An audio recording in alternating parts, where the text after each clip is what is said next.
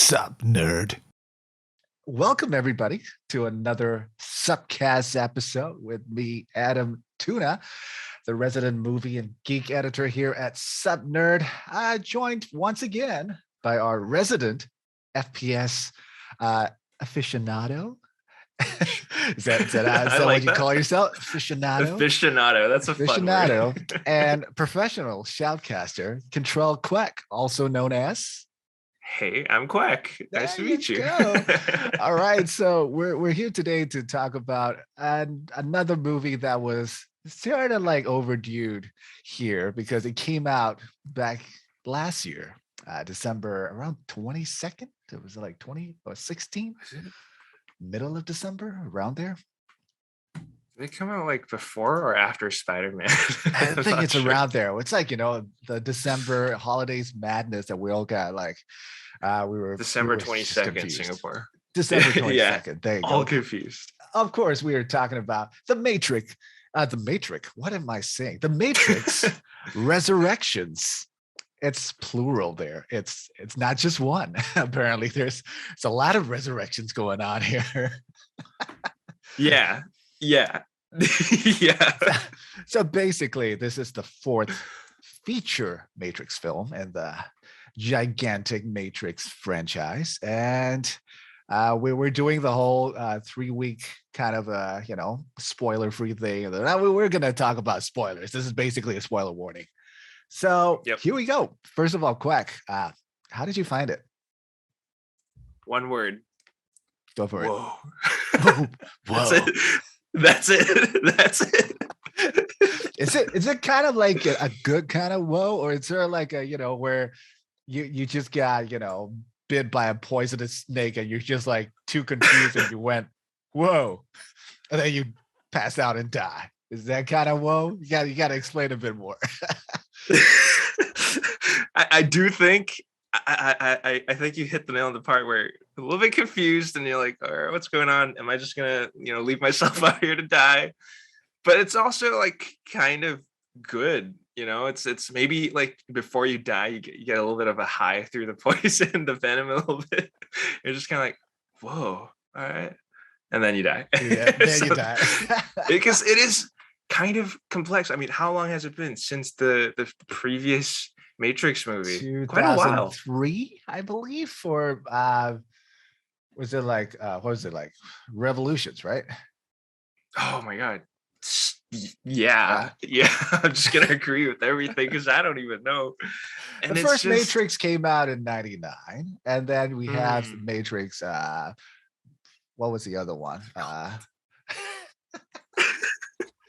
It's been so long, actually. Wait, hold on. I got this here. I got it. Reloaded was 2003, okay. But that was the thing, right? The first one came out, blew everybody's minds in like 99.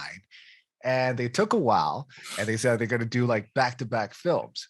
So Reloaded came out in 2003, earlier on. So I'm like, let me check the date. It's like May of 2003. Right.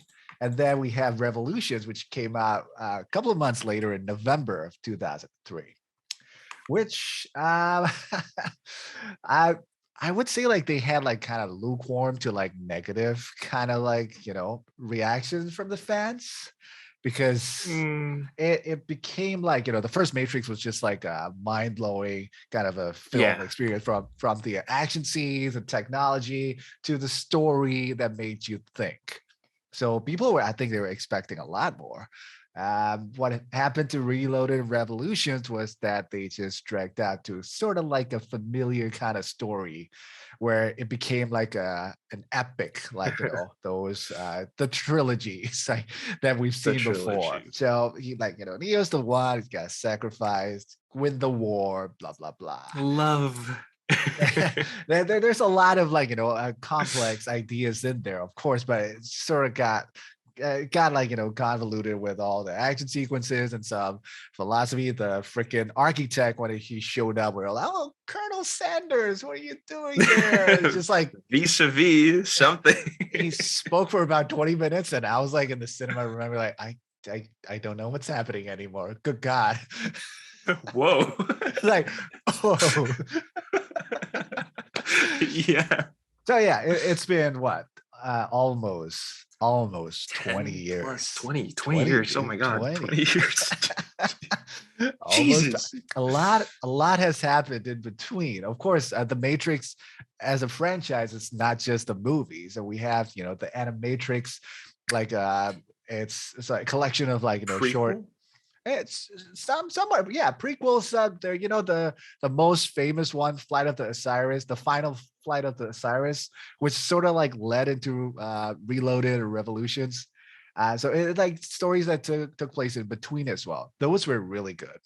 And you have the games as well, like Enter the Matrix Online, that sort of like took place, not sort of like, it actually took place after Neo has sacrificed himself. So the universe is huge. I actually got into the comics as well. There's one particular, Really? yeah, they were like comics and short stories. One particular one that I really love was this one called Goliath by one of my favorite authors all time, Neil Gaiman. It was really nice as well. So this is like back in like early 2000s that they were all like creating this universe. But I Mm. guess like, after the lukewarm reception of especially the ending, it kind of died down. Everything kind of died down, and they just try to do Matrix Online, which kind of like have like key, storylines being told through that MMORPG Online. It's just that like most people don't know about it, which kind of like leads to why some of the characters, recurring characters, got the same name but different faces in Resurrections. Mhm. So let's talk about like the beginning. How did you feel like, because I've heard of, again, I watched it a bit later than like, the general public as well, but I got feedback from some friends. I said like no Okay. spoilers, right? I didn't read the reviews or like, overall like detailed reviews. But I went in with like kind of low expectations. What was your experience for the, let's say like for the first 30 minutes? Same. Just, I don't know what I'm in for, but hopefully it's a good ride. And you're just kind of watching with bated breath, like, all right, when is Neo going to show up? Okay, all right, there he is. And then you see I guess Trinity as well. And you're just kind of like, okay, what's going on? They're continuing off of, like, it's a reboot almost, kind of, not really. And like continuing wherever it left off after Revolutions, was it? Yeah, Revolutions. The last one was Revolutions. Yeah. Jeez. Yeah. And then it's, you just don't really know what's going on until it starts to set, the dust starts to settle, and it's Morpheus. But like, yo, that's not what happened. You can kind of see where I'm going with this. And That of course, yeah, yeah, that's watching not that Lawrence video. Fishburne. What? No. That's Black Manta. I mean, he's a great actor. Yeah. I actually love Yahya From Abdul Aquaman. Mateen. He's actually, I haven't seen Candyman yet, but like he's been really good as Black Manta, DC, Hmm. and also Watchmen. Even though I do not like that series, the HBO series Watchmen, but he was great in that. um, that's the thing. I think that's a good start for me, right? Going in with like kind of low expectations, I was intrigued from the get go. Is it like, what are they doing? Why Right? is it not the same Like, Morpheus? Why is it not Lawrence it, Fishburne? I You just mean, kind of want to find out more. that kind of like, I kind of know because like I read up. So Morpheus, the real Morpheus, the original Morpheus died in In the game. the game MMORPG, right? So that's why this is a different version. It's like a resurrected. That's why I said like resurrections. It's plural. There's Mm, more than one. more than one. More than one. Smith also is kind of like a mixture, but like, how did you find Smith? It's just not the same. Hugo Weaving is so iconic. And then Yes. with this guy, I don't really know the actor's name, excuse me, but what's with the, like, hey, Tom, what's up, Tom? It's not, where's Mr. Anderson? Like, you gotta have that, I get it. It's different. It's kind of interesting too. I mean, he's got that like almost cocky, narcissistic CEO vibe, which is, it's cool in its own way. I think that they're going for that vibe as well. And yes, I agree that Hugo Weaving, he's iconic. Like his lines and Yeah. the voice, like, Mr. Anderson, welcome back. Those kind of things Oh are my like, God. it's Yes. crazy, right? So I actually know the actor, as in like not personally, of course. I would love to know him. He's amazing because Jonathan Groff, uh, he was Kristoff in Frozen. Don't ask me how I Oh, know that. okay. But most importantly, he was the original cast member of Hamilton. He was Huh. King George III. That guy stole the show Hamilton, which is amazing, by the way, with so many amazing actors and like actresses, numbers. He got 3 numbers, right? 3 songs. So it's sort of like worked as, I'm not sure if you've seen Hamilton. No, but He go actually on. he shows up in between like the main chapters, and he was the king of England, right? That so many. If you can, just go online. It's on Disney Plus as well. If you don't want to watch the entire thing, just watch his performance. He's a great actor. He's really good at what he does. I think it's just that like a lot of people mentioned like after I watched it, I read the reviews, I watched like YouTube reviews and all that as well. A lot of people were talking about like how Matrix Resurrections try to jump on that Memberberries wagon where it's just nostalgia thing, right? A Remember little bit. this, like those kind of things. A lot of callbacks. A Yeah. lot of callbacks. Yes, I totally agree with that. Maybe we as the audience, I think we're also chewing on the Memberberries when it comes to these characters, where like if we didn't We know, want to yeah, we don't compare him with like Hugo Hugo Weaving. Weaving, we might see like, he actually acted well and he was menacing and like kind of because he's not the main antagonist. He's sort of That's like right. in the middle, going like, what's going on here? Which is pretty cool. I think he definitely pulled off that vibe of just the kind of an asshole The asshole CEO, and boss. yeah, Yeah, and you do feel that way watching me on screen. So yeah, you did a good yeah. job. Did you feel like at the beginning? I'm not sure. Maybe it's just me. When I was watching, I was like, "Oh, okay, video games." Straight away, I was thinking about like Free Guy. I was thinking about Free Guy. So like, Taika oh, Waititi. yeah. Taika would have been like cool as the new Mr. Anderson, Antoine. right? Yeah. So No, I mean that's the thing. Like, if in all of the other, I think SupCast is also like where we kind of discuss video games a little bit, just talking about like the CEO is all about money and not money. like the heart and soul about the games. Like that's what this new Smith is basically, and you and hate him. and a lot of people say like we shouldn't even mention his the word anymore, but I have to say it's talking about how the story of the script is very meta, and Oh my uh God. Lana has been, I think there is truth in there. So I mentioned that like since 2003 and now like a lot of things have changed. The Wachowski brothers have changed a lot as well. Sisters. Now, so in between there were siblings because it was Lily, who was Andy before, who transitioned first, and then Larry, Lana, who was Larry before, transitioned later on. For this one, Lily is not involved at all. It's all Lana. So that scene where the new Smith was telling Neo that the company's gonna do, they're gonna make a fourth one, like it or not. So I think that really happened with Lana. And she's like, so meta. tell you what, I'm just gonna write this and see where Put it it goes. in the script. But no, I'll go back to the part where it's really interesting for me at the beginning. I don't know where they were going, and even though the callbacks and the stuff like literally using the footage from the old films, flashbacks, like literally using them to like remember this, in your face. I'm still okay because I couldn't like, man, yeah, I'm not that smart, so like I couldn't like tell what they were trying to do, right? And I was intrigued. That helped with the acting of Keanu because he's modern Jesus, man. Everybody loves him. I just want to watch him. He looks like Jesus now as well. So the hair, the hair, I love it. Okay, I think like if you actually count the number of words he had in the entire opening sequence, probably not more than like, I don't know, 3 pages. He just goes like, yeah. He's like, what's happening? Right? He was like, He does that really like the slow, smooth, gravelly voice thing, and just yeah. Whoa. I don't know.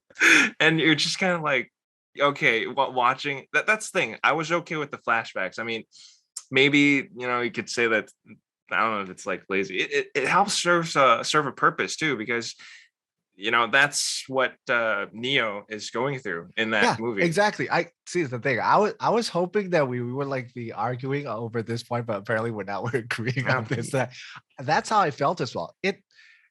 It's sort of like it serves the purpose, right? There's a reason why they're using it, because they want to confuse people and all that as well. And like, I don't think that was lazy writing, or they were just cashing in on what worked before. I found that this was an intriguing way for them to tell the story, this new story, which we don't know what was going to happen. And then we started seeing like, oh, so this is what they're trying to do. And so after like 30 or 40 minutes onwards, how did you feel about that? When like when the ball started rolling and you see like, oh, so this is what's happening. What was your reaction? I think it's kind of similar to what you might have seen in the trailers. It's a new Matrix, so they're going with the whole like, it's not real life, it's just a cycle, and you want to break out of it.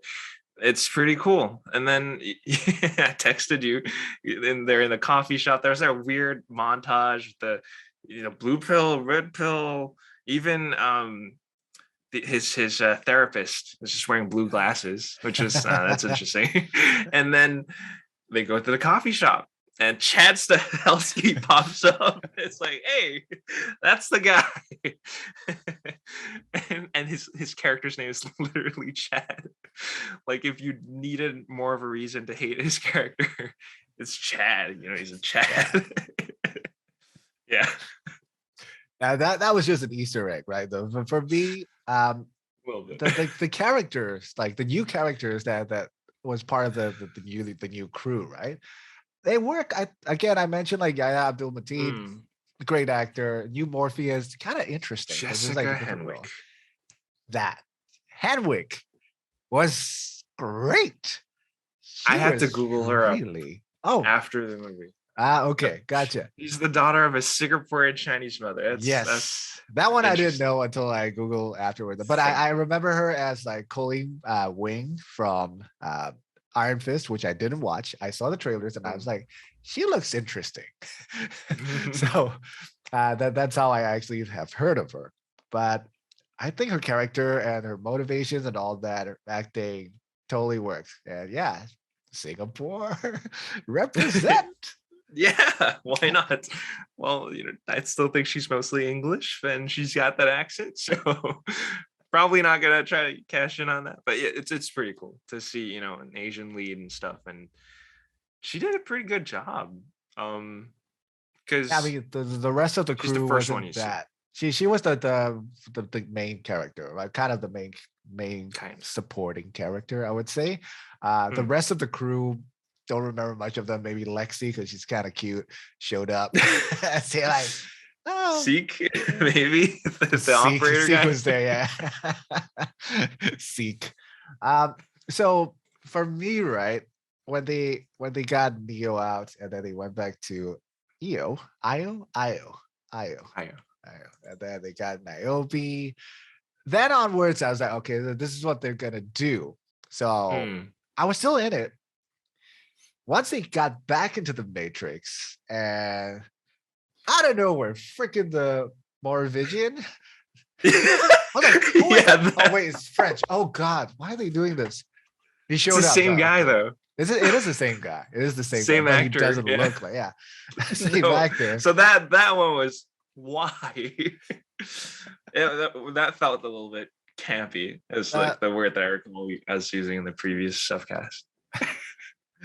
So that one, from that moment onwards, the fighting scenes, which is another factor that we should like talk about, like factor for a lot of people who are like criticizing the film, where the original film was sort of like leaps and bounds of like action sequences and everything. It was mind blowing, right? It was new. Here, it's just like by the numbers, kind of like fighting sequences. I was sort of like I drifted off. Like, ugh. The fight went on for so long. I actually wanted to find out what happens when he approaches like Trinity and I start talking to her. So I was looking forward to that instead of just like the fighting scene. I was like, let's get it over with, man. It's just like, oh my god, it's been going on for so long, and, and Keanu's not doing any cool moves anymore. He just does the that is a little overused. The Jesus parting the red. I don't know. I don't know, like Moses like parting the Red Sea. Or Moses, like, excuse me. Yeah, just the shield. He was just doing like blue. It's like I don't know. Yeah, that didn't work for me, and that moment onwards, it kind of like lost me until they started talking again. Because a lot of people were talking about that, where like the action sequences and all that. It was like, how did you find that part? See, I know what you're talking about because for the previous movies, when they did introduce the Merovingian, I mean, he was just clearly very unique character, and he had the twins. What do you call them? I don't know. Twins as well. Yeah, the twins, and of course, is phasing. You have Monica Bellucci there. Okay, well, yeah, that I was just too. looking at Monica Bellucci for that scene. The whole scene, cause and effect with the what was it, a cheesecake or something? Like, yeah, that's okay. Interesting scene. Yeah, sure. So that's fun, but talking about the fight scenes, like, yeah, this is very different. But I can kind of see what they're going for because this is just an appetizer. It's not the cool fight scene that you're looking for. This is just one of the first ones. It could have had a little bit more impact, but yeah, I guess it kind of fell flat. Where was the cool fight scene though? If you're talking about like what? I mean, they had to kind of like up their game from the previous Matrix movies, right? And of course, they were even kind of like, it was in the script. They were talking about bullet time in that opening sequence. Like, how do you go, one step above bullet time? So what was that? It's like that bullet time. Yeah, stuttery at the Neil 24 frames. We're like, yeah. I was like, yeah. They're doing the different frame rate. How are they doing that? I don't know. It's not really that cool. Yes, that's but it's like, right? It's a different power, I guess. So it kind of serves to start like, okay, Neo is not that strong anymore, and right. that's my takeaway from it. So for me, it's like Neo is strong, but he forgot about it. That's why he need to reawaken. So right, if you look at that scene with like him and the new Morpheus 2.0, the fighting one, right? He still has it. It's just that like he doesn't remember, and it always comes back to the name Trinity. When it involves Trinity, his powers start coming back out. It's his power of love, man. It's all good. It's power of love, which a lot of people are complaining about it, but I was actually okay with that as well. Like, I mean, there are interesting stuff like the when you go to IO, is it EO? IO. When we have like the machines, IO machines and humans working together, and then you have like the synthians. Synthians. Sounds like I got a lips right now. The synthians. That was interesting. It's just that like they didn't like delve into that too much. Like it's there, but we're just gonna go here now. If you want, you can expand it somewhere else. Like, well, what's happening? I mean, it's interesting, but because they were designed to look like different from the what are they called? Sentinels, the squids. Yeah, the squids. Yeah, I mean these ones look like freaking, I don't know. One looks like a beetle. Manta ray, a beetle. Yeah. The manta ray with the legs. They're pretty cool though. They're pretty cool, but it's just like pretty cool. No explanation. Yeah, it was like they're there, and then done. We're just gotta deal with it. Yeah. And they have names. Sabebe. I don't know. And then they react, which was kind of cute too, with the eyes and stuff. It's interesting. They should to like Neo. They're like, yeah. Oh, it's fun. But again, it's one of those like, okay, it's okay. what? Where did they come from? I guess they're just machines that decided to help the humans. I mean, so let's get to what it came down to at the end. What was your takeaway? So what was the whole story of this journey about? Like what did you get from there? That's the thing. I don't know. By the end of it, it's just whoa, okay. Cool. Women are badass because even Neo doesn't remember how to fly. Fly. It's all Trinity. But like, yeah, what? It's just okay. They beat the big bad. They save the world, and now they get to what rewrite the whole Matrix. And it's just like their powers. It's just like it's not a very cool fight scene. It's a lot of There Neo was no going force final field, fight. Yeah, right. right? There And they was just no held hands. big bad like big fight at the end. And they just at the rooftop and they're like, kill the take down the helicopter. They Yeah, come back. They're like Tai Chi the missile and the because yeah, kind of thing. Okay, so I was confused. I'll be honest, I was confused with the story. the toxic part of like YouTube's like reviews and all that. There are these guys like Critical Drinker and all those like Yellow Flash. They're very like, they're more feel like alt-right kind of thing. Anything to do with female Women. protagonists, or where it's like, they call it the Mary Suing, like for example, Ray Okay. and like the new Star Wars trilogy. They totally hate on it for no freaking reason. And some of the criticisms are very like they're true. I agree. It's stuff like that the CW's Batwoman series was just like bad. It was just going like, oh, like woman power, like in your face, because that could sell things, like when you do those things, I understand. Stuff like Last of Us 2, where they just hate on it because it's like Ellie, right? Now that's like stupid. That one's weird, right? For this one, I don't think it was on purpose that they made Trinity this powerful, just so that they could get the women in and say like, hey, we're gonna make more merchandise, buy some Trinity dolls. This is how I feel about the ending. I think this is what Lana could come up with as sort of like and in a way like out of spite a bit as well. I feel she was kind of like forced to do this, right? Like in the beginning part where Neo was being forced to do Matrix 4, where she actually just come up with the idea. So okay, what if the machines resurrected Neo and then Trinity as well, because they felt that they belong together. And they tried many times, right? According to the analysts, that because they touch each other and it explodes, blah blah blah blah. So the power maybe Trinity got from there as well, but since like she's been connected to Neo like that over and over, rinse and repeat. I don't think this was like forceful. I felt that this is the way the story just took on a life of its own when Lana was writing, and then that took it to this part where it's now there are 2 ones, which is still funny as hell.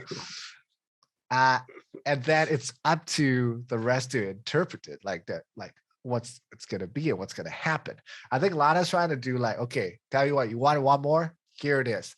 Bit of like in jokes and all. And I'm gonna leave it open for you guys, like the first film. It ended almost like the first film. They're like, what could happen? Who knows? If you guys are still interested, maybe other great storytellers, like after the first film, like I mentioned, like Neil Gaiman, there are other like great creatives who came in and told more stories in the universe. Lana is just opening up the universe once more, so that post Revolutions, post Matrix Online, that could be a universe if people are interested for other creators, not just to like, I'm sure she doesn't need money. Open-ended, yeah. I get like, that. It's a story that she could come up with. Yes, it's not the best story, but some people are calling it like a quick cash grab. I don't think Lana did it on purpose like that, just for cash. I think she was forced into a position where she had to write a story, and then she wrote the story. Forced into, yeah. It's another one of those things. Like, there's going to be that one guy who's the new Smith, and they just want cash, and you're gonna hate that dude because it takes the heart and the soul away from the art. And yeah, so I think that is probably. I mean, I don't know. I didn't read up on like how the production of the movie or anything, but I assume it does feel that way. I am confused. I guess we'll see maybe someone do another Matrix where the skies are all full of rainbows. All right. I can see why this is disappointing, because it's cool to see like Keanu and Carrie-Anne Moss come back. They were great. They were amazing. Actually, the chemistry, acting, everything. Tension. It just, and like when you're watching that scene with Trinity going off about, she has to make that choice. And at first she, and that's pretty cool. It's really, it got me hooked in. Yeah. But afterwards, it's like, huh?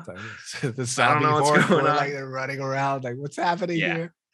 What I really didn't like was, okay, hold up. You finished the whole, like, okay, so credits, post credits. I guess everyone wants to do that now. Why, dude? What is this catchphrase? What is that? That's a horrible joke. That should have so bad. It's like I'm like, it's just like a stupid joke put that you make. I'm at smiling the bar after about like 6 drinks. You're like, yeah. I think it's done out of spite. That was just like pure spite without any creativity. Lana was like, "Fuck you guys." The Warner Brothers, here you go. Because they dropped this one, right? Like Warner Brothers. True. Yes, they did that. That scene with the so meta. I was like, what? That's allowed? Yeah. But that joke is just so, oh man. Speaking of that M word, right? Like before we wrap up, I do feel that now thinking back, the story of Resurrections is that Trinity and Neo, they were done. They were done with the Matrix. They finished what they started. It was left alone. Somehow the machines, oh my God, see, it's the M word. The machines resurrected them so that they could use them again.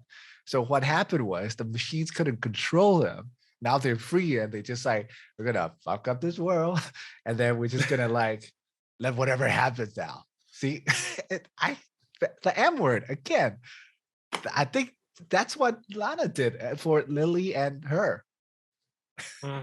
I guess so, because it was cool to see Keanu Reeves, Carrie Moss, and like the new cast as well. They're really cool. But the rest of the story, it's like, I don't know if this was needed after Revolution. Like, I liked Revolutions. I know, lukewarm response, whatever. It's pretty cool to see, like, what was his name? Captain Mifune with the mech, and then just shooting the heck out of it. That's badass. I like that. That was pretty cool. I mean, yeah, that was I like that. So that, and then that actually finished off the Matrix story, I guess, in a way. So I could dig that. This is just, huh? Why? Again, and I think it's a story that Lana wrote because she was forced into a position. Again, like, imagine like if we actually ever find out what went on behind the scenes. If the analyst was sort of like based on somebody, like you guy, right? You guy in town created. So you guy in Warner Brothers, like, we gotta make another Matrix, man. We gotta do it. So Lana was like, this is what you get, man. This is what you get. Can't control it.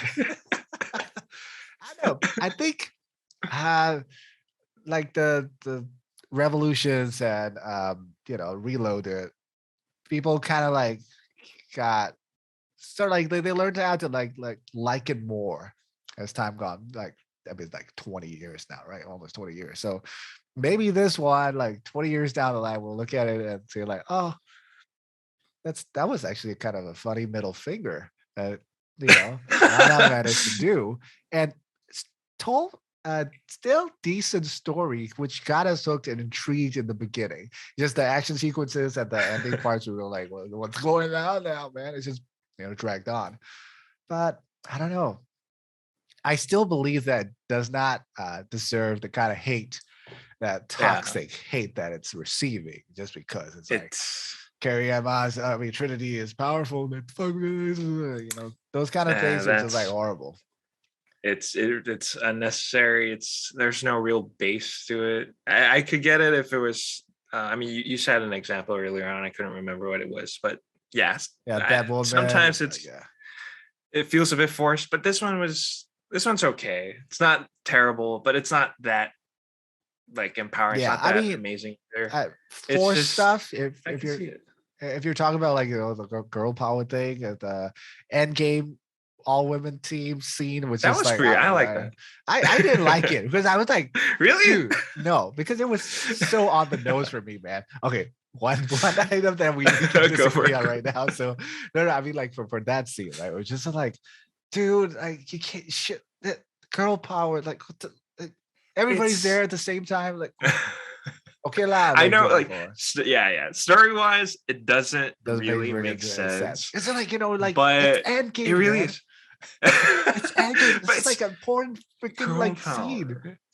I like that because it's okay, progressive. I mean, there has to be like some girls looking up to the superheroes. Yeah, so that's what I thought about afterwards. Where I'm like, okay, it makes sense. But kids look up, and that's like a cool moment. Yes. So like, and also I just like to see, Peter Parker being like, hi, and then you got Captain Marvel's like, what's up, Peter Parker?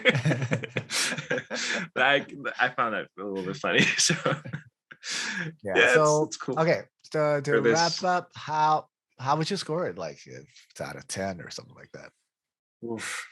I score it as six out of 10. 6-ish? Yeah. Because like you were talking about 20 years from now, maybe people will appreciate it for what it is. Maybe 20 years from now, this movie is going to be taught in like screenwriting school. Like, this is how you give a middle finger to the corporate schmucks, to the suits. Yeah, like it's so brilliant. Like even, the way, like, yes, like what a so brothers. Subtle. But wow. And the post-credit scene, oh my god, Catrix. Okay, I don't think that'll ever become a classic like cinematic scene though. It cannot. But if you ever need to learn, how to flip off some mean boss, this is the movie. Oh man, yeah, I think I'll be a bit nicer because I was actually quite intrigued and really enjoyed the performances by of course Keanu and Carrie Ann Moss and also Jessica Henwick. Those worked for me. 7 out of 10. I would give it. I'm being nice. I'm being generous today. So like 7 out of 10. Would you actually recommend this though? Like for because there's a lot of like bad word I would say like out for this movie. And people like, don't watch it. It's horrible. Blah, blah, blah, blah, like that. So would you actually recommend this to a friend to like who liked movies or like the previous ones as well? Don't get your hopes up. That's what I would say. Yeah. What for fun, why not enjoy it? Because if you watch with that kind of like the nostalgia lenses, the glasses, and just to see Keanu Reeves again, just to see those like pretty cool callbacks, the Merovingian with the what was he had a line. It was like Zucky suck face. So many. Like, okay, it's story wise, I don't like why, but it got a laugh. I laughed at that. So if you want to enjoy it just for the sake of like, all right, it's 20 years from now and you just want to see Matrix again, sure. So old. You can enjoy it. It's okay. Maybe just forget about your age for a second and just kind of try to focus on the movie. But to like really kind of like enjoy the story and then to like build off of the previous Matrixes, nah, it's not quite there. Yeah, I mean, I totally agree with that regarding like compared to like what the Matrix universe was and all that. This one I would definitely recommend as well for people to go watch because I find this like kind of an intriguing, peculiar but very intriguing kind of an experiment, like a big budget experiment film where it's fighting between like the creative and the suits. So Oh, I they literally call them suits too. right, exactly. So I would tell like if you're a fan of the Matrix franchise, go in with low expectations, watch it. But Yes. if you're not, you're not going to be butthurt by you know making watching Neo being weak or Trinity being powerful, that kind of thing. Go watch it as like an interesting experimental It's fun. film. You should Exactly. watch it. It's not that Really super long as well. expensive. Very expensive, and I don't know. I The like the effects were cool. idea I of like it. the effects. The what? Yeah. The effects. With the what was it? The magnetic oscillation, something with the like you could see they gave Yahya Abdul-Mateen a really Oh, ripped that body. yeah, That's pretty cool. that those kind of things. Yeah, if new creators are interested, that they can tell a lot more interesting stories with those kind of things. But we'll see. We'll see how it goes from like box office wise, it's not doing that good because it was Mm. also released on HBO Max. I read a report saying like this whole year, 2021, all the movies that was released on HBO Max, very few made like a killing. I think Kong and Godzilla was the one that Mm. made the most money for them, but it's kind of sad. But we'll see. We'll see where it goes. But yeah, so I think that's it. We're gonna wrap up today's episode for SupCast. It's not the Matrix Resurrections. Remember, plural. With so many of them coming back. Thank you once again to Quack for joining me on this SupCast. We'll be back again next week. We're gonna do this weekly. So look out for that. I'm Adam Tuna for Sub Nerd. Thanks for listening, guys. See you next time. Bye. What? Get a little soft. Bye. Bye, man. An echo. Echo. Sup, nerd.